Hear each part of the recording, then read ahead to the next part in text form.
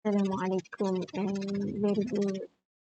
I'm sorry that there have been some modification on the video. Last time I did for the part 1. I wish to continue for part 2, but I have to handle a few things on the same day, so I have to make a new recording today. So here I am. Let us do some summary about your task 2.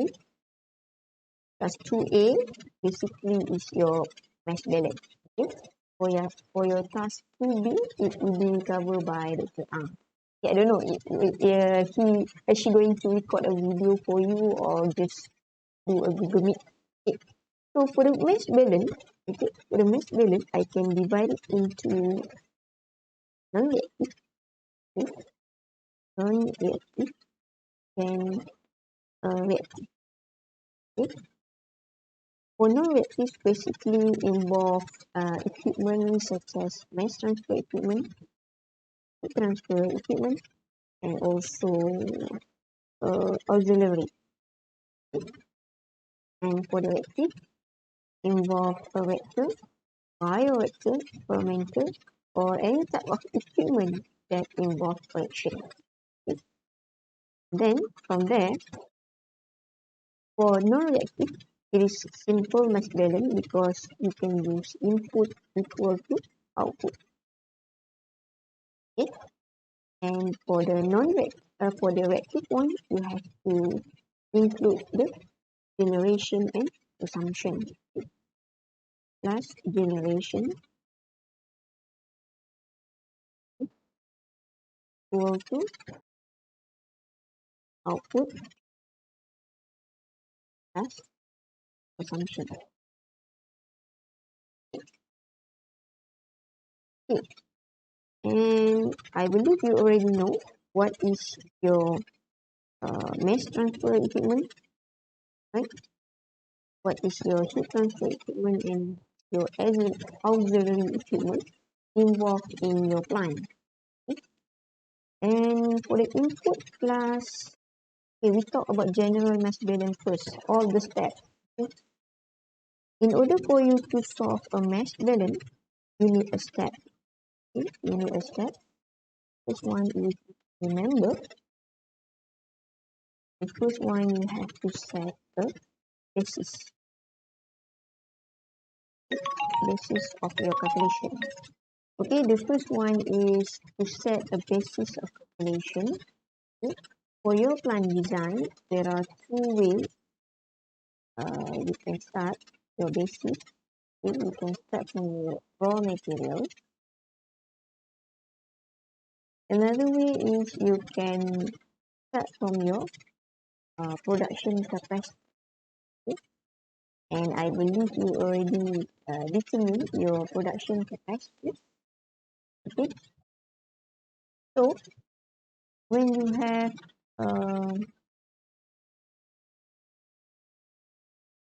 let's say you have this plant, okay, let's say you have a series of, okay, maybe one here,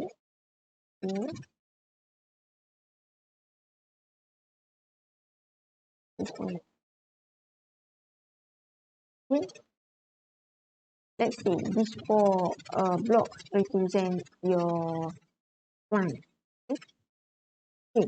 You can set your basis from raw material, meaning to say that you start your basis here.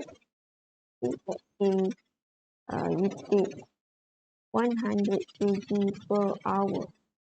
Okay. 1000 kg per hour of your raw material goes into your plant, and then you're going to calculate the mass balance here, at each of the string, right? Okay, that is the first method, and I believe it also easier method for you to calculate. Okay, but you also can do a backward calculation whereby you can start your uh, your mass balance calculation by using production capacity, which is here. Okay. here. From this production capacity, you backwards until you get how much raw material is needed. Okay? There are two methods, raw material or production capacity. Okay. But for the raw material, you have to remember that when, let's say, you put a basis of 1000 kg per hour, okay, you do all the mass balance, get all the composition, then you get, let's say the production is 5000 kg per hour. Okay? But when you start with production capacity, let's say your production capacity, this is just an example. Okay? Let's say your production capacity is 100,000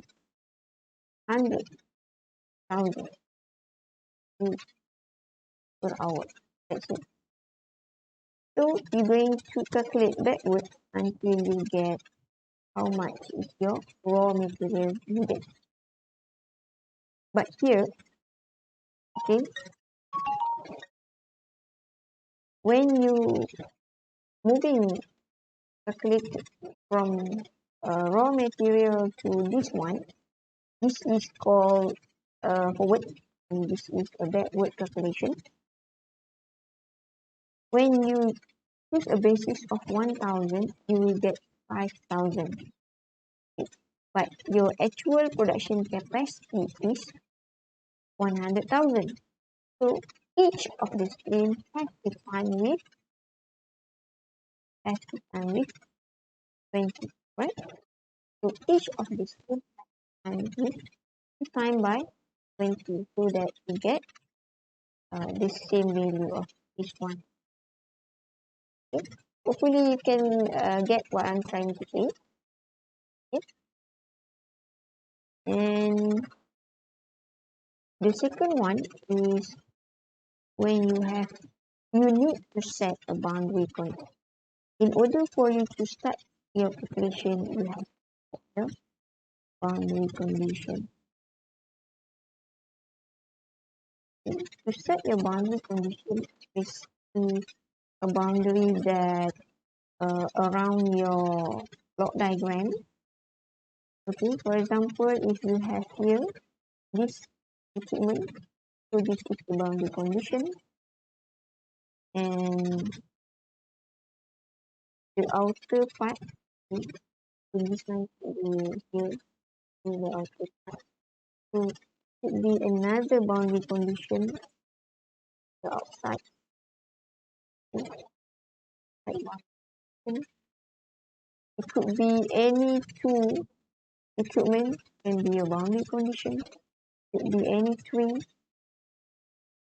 okay, or any of the each of the equipment you can pair to get the boundary condition. Depend on what information do you have each thing. Okay, what information in terms of composition, okay, in terms of mass. Okay.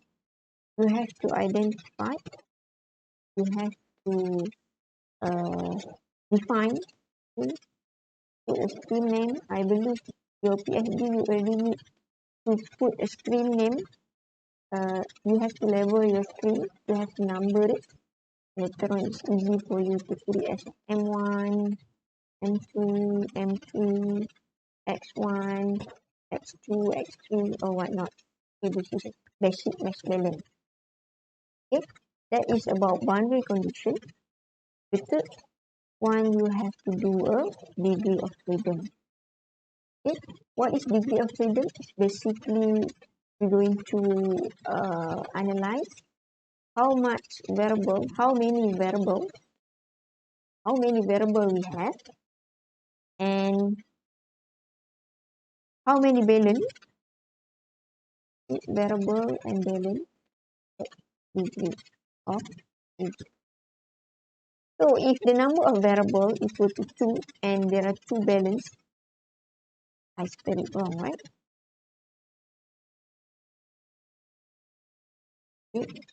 If you have 2 variable and 2 balance, you will have 0 degree of freedom.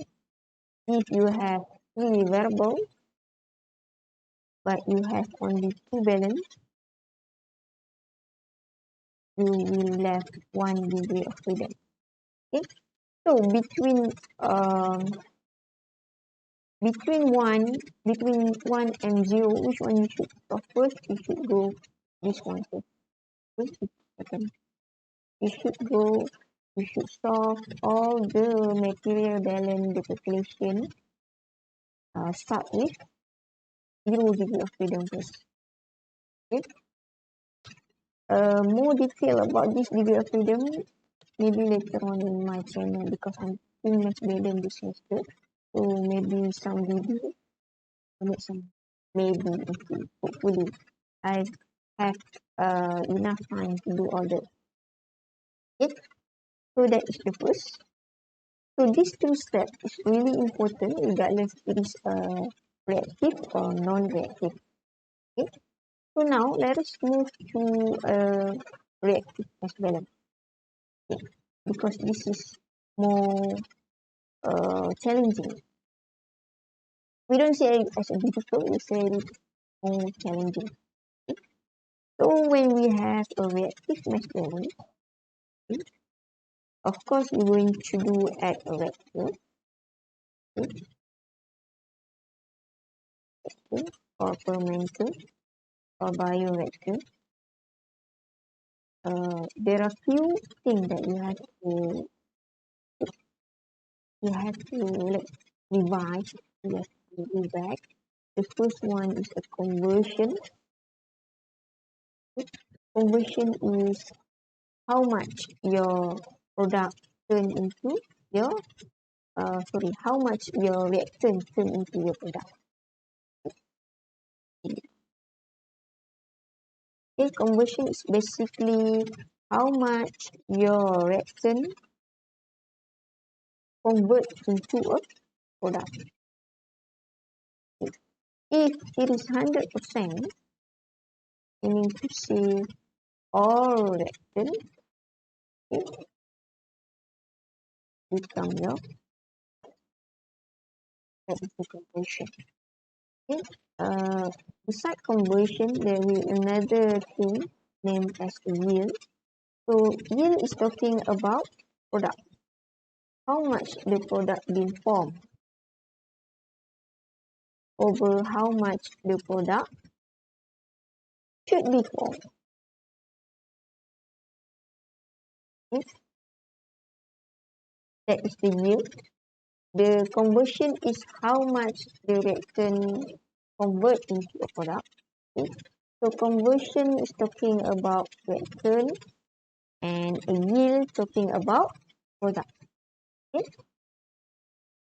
100% yield and 100% conversion. Is that the same? Yes, the same. Just the way we calculate by using a product or by using a reactant. Okay.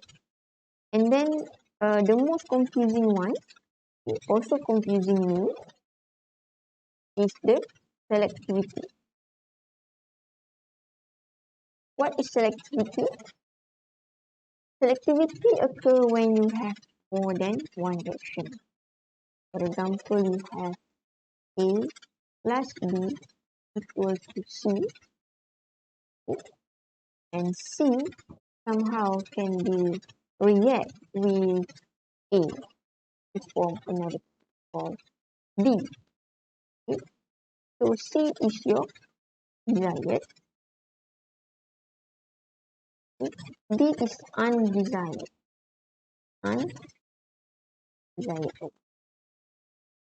So to calculate the selectivity is basically the desired over undesired. Okay? And the value of selectivity should be the higher the value of selectivity, the better because more desired product being produced. Okay?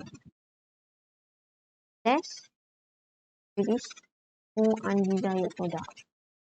Okay? Which will not really, we don't want it, but we cannot control it because some of the reaction happen to be in this kind of a parallel competing reaction or a series of reactions.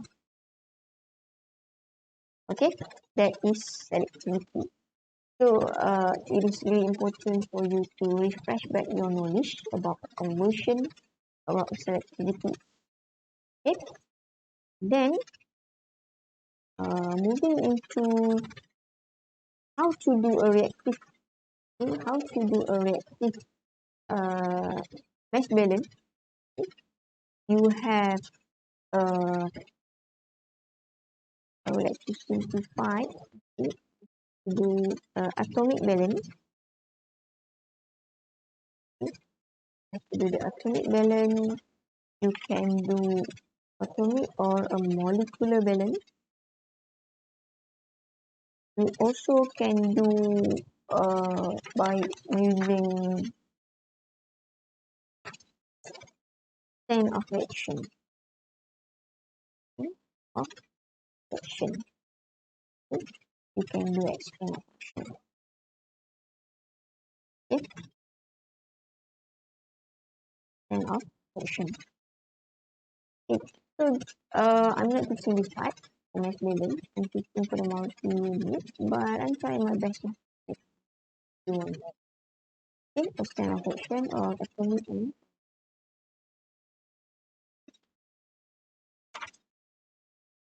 That is about reaction. And higher level of difficulty for doing a mass balance when you have a recycle. Okay, let's go back to your plan. Oh, this is really small, right? Okay. There will be a plan. There will be let's say this here. Um,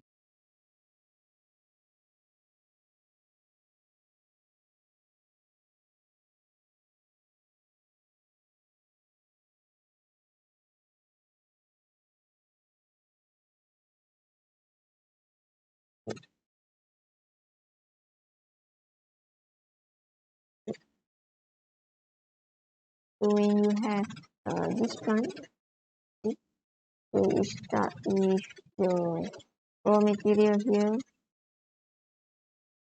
your product is here.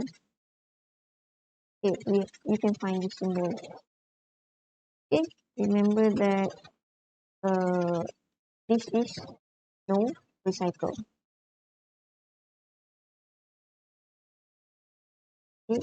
It could be a recycle whereby from let's say from this screen cycle back into your sector. Let's say this one is your this is your separator. This is another separator and this is your another separator or your storage tank. This is maybe a mixer. Okay, unit two. Maybe you have another rectum. Okay. So this red line is a recycle. Okay, this is a recycle. So to do a mass balance for recycle, also quite challenging. Okay, but don't worry, you have to start first. Start your all your mass balance without recycle, and after there will be something in this journey, everything will change. But you have to get your recycle first. Okay, later on, maybe uh, you have to try it. I don't have much to say about it unless you try it first. Okay, there will be a recycle, and you have to determine your recycle. Okay, there will be another process. It could be recycle plus purging. Recycle plus purging. So just throw it away.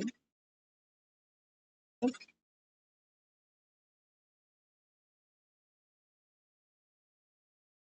And again, you still have to do a mass balance for all the equipment. Okay. I think that's all about a summary about the that I already touched. Just for you to get the correct term so that you can review back, you know where to find your notes and what are the important elements that you have to revise back. So you have to do some revision. Okay? Because this is a summary, so I didn't really go into detail at each of the items. But if you have any question, you can get, or you can ask any of your lecturer, your supervisor. All of your supervisor is from an engineering background. I believe they know how to do that. Okay? So I think that's all from me for this time. Hopefully you managed to solve your task